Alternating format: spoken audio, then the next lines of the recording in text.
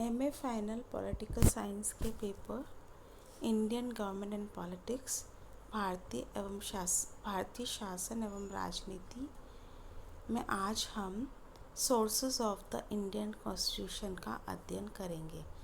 भारतीय संविधान के स्रोत। इसमें सबसे पहले हम देखेंगे विभिन्न संवैधानिक अधिनियम। ईस्ट इंडिया कंपनी एवं अंग्रेजी राज के शासनकाल के दौरान पारित किए गए विभिन्न एक्ट्स ने हमारे संविधान के स्रोत का कार्य किया है, जैसे 1858 का एक्ट, 1892 का अधिनियम, 1909 का अधिनियम, 1919 तथा 1935 का अधिनियम। इसमें हमने 1935 के भारत सरकार अधिनियम से कई चीज़ों का समावेश किया है। इनफैक्ट भारतीय संविधान का लगभग 2/3 भाग 1935 के भारतीय सरकार अधिनियम से लिया गया है। इनमें से प्रमुख हैं संघ तथा राज्यों के शासन तंत्र तथा उनके पारस्परिक संबंध 1935 के अधिनियम से विशेष रूप से प्रभावित हैं। फिर भारतीय संविधान की जो 3 सूचियां हैं, संघीय सूची, राज्य सूची तथा समवर्ती सूची, उसको भी हमने 1935 के अधिनियम से लेने का प्रयास किया है।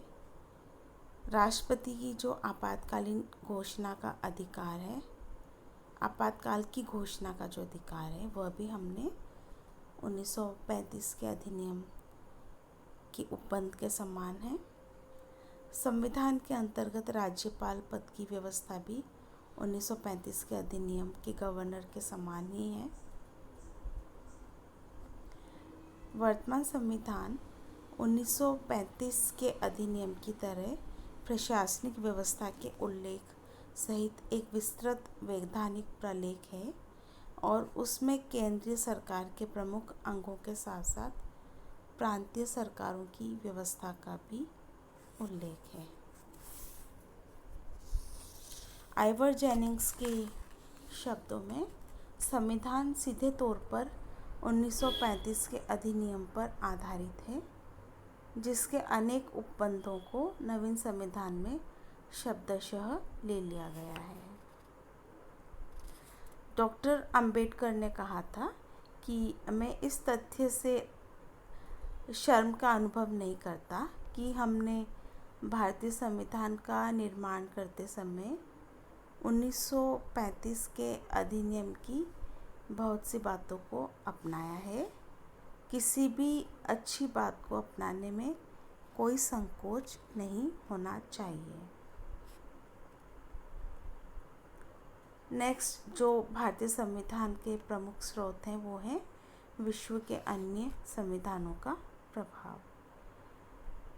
इसमें सबसे पहले हम लेते हैं ब्रिटेन का संविधान, और इसमें संसदीय शासन पद्धति, पार्लियामेंट्री फॉर्म ऑफ गवर्नमेंट, कानून का शासन, रूल ऑफ लॉ, एकीकृत न्यायिक प्रणाली, यूनिफॉर्म जुडिशियल सिस्टम, एकीकृत नौकरशाही, ब्यूरोक्रेसी, विधि निर्माण प्रक्रिया, लॉ मेकिंग प्रोसीजर्स, लोकसभा तथा विधानसभा के प्रति मंत्रिमंडल का सामूहिक उत्तरदायित्व, collective responsibility of council of ministers towards Lok Sabha and state legislative assemblies, राष्ट्र के प्रधान के रूप में राष्ट्रपति की औपचारिक स्थिति, formal position of president as a head of state, संसद एवं विधानमंडलों की प्रक्रिया तथा संसद एवं विधानमंडलों के सदस्यों के विशेष अधिकार और उन्मुक्ति,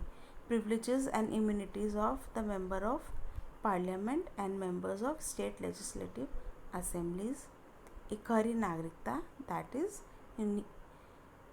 single citizenship। अब हम देखते हैं संयुक्त राज्य अमेरिका के संविधान से हमने क्या लिया है। सबसे पहले संघात्मक शासन प्रणाली, फेडरल फॉर्म ऑफ गवर्नमेंट, फिर मूल अधिकार, फंडामेंटल राइट्स, स्वतंत्र एवं निष्पक्ष न्यायपालिका, फ्री एंड इंडिपेंडेंट जुडिशरी, न्यायिक पुनरावलोकन का सिद्धांत, that is judicial review. Next, उपराष्ट्रपति का पद, the post of vice president. Then संविधान की सर्वोच्चता, that is supremacy of the constitution. And राष्ट्रपति पर महाभियोग means impeachment of president. Next है फ्रांस का संविधान। इससे हमने गणतंत्रात्मक शासन व्यवस्था ली है। और कनाडा का संविधान, कनाडा के संविधान से हमने संघीय शासन व्यवस्था को लिया है। और हमारे बच्चों जो संविधान में यूनिटरी फीचर्स हैं, जो केंद्रीकरण की प्रवृत्ति है संघीय शासन व्यवस्था में, वो हमने कनाडा से ली है। नेक्स्ट है आयरलैंड का संविधान, और इससे हमने लिया है राज्य की नीति के निर्देशक तत्व, डायरेक्टिव प्रिंसिपल्स, राष्ट्रपति निर्वाचन के लिए निर्वाचन मंडल की व्यवस्था, राष्ट्रपति द्वारा राज्यसभा में साहित्य, कला, विज्ञान तथा समाज सेवा आदि के क्षेत्र में ख्याति प्राप्त व्यक्तियों का मनोनयन, और आपातकालीन उपबंध। फिर आता है जर्मनी का संविधान, वाइमर कॉन्स्टिट्यूशन जो था, उससे हमने आपात उपबंधों को लिया है। फिर है फॉर्मर सोवियत संघ का संविधान, उससे हमने मूल कर्तव्य फंडामेंटल ड्यूटीज़ ली हैं। और उसे भी हमने जो 42nd अमेंडमेंट था कॉन्स्टिट्यूशन का, दैट वाज इन 1976, और उसमें हमने एक आर्टिकल ऐड किया था 51A, उसमें इसका डिस्क्रिप्शन है। फिर हम देखते हैं ऑस्ट्रेलिया का संविधान, और इसमें हमने जो प्रस्तावना की भाषा है उसे लिया है, समवर्ती सूची कॉन्करेंट लिस्ट जो है उसको लेने का प्रयास किया, उसके कुछ प्रावधानों को, और केंद्र राज्य संबंध तथा शक्तियों का विभाजन, ये भी हमने ऑस्ट्रेलिया के संविधान से लिया है। फिर आता है दक्षिण अफ्रीका का संविधान, इससे हमने जो संविधान में संशोधन की प्रक्रिया है उसको लेने का प्रयास किया है। फिर जापान का जो माइजी कॉन्स्टिट्यूशन है, उससे हमने लिया है विधि द्वारा स्थापित क्रियाविधि सिद्धांत का प्रावधान, और इसके आधार पर हमारा जो सुप्रीम कोर्ट है वो वर्क करता है। और ये तो प्रमुख जो विभिन्न देशों से हमने उनके संविधान के प्रावधानों से हमने क्या लिया है उसका डिस्क्रिप्शन। अब नेक्स्ट जो पॉइंट है वो हम देखते हैं भारतीय संविधान के विकास संबंधी स्रोत। उसमें समय समय पर जो मूल संविधान में जो परिवर्तन किए गए हैं, उसके बाद जो अमेंडमेंट्स आए हैं उनको हमने शामिल करने का प्रयास किया है। फिर है बच्चों न्यायिक निर्णय।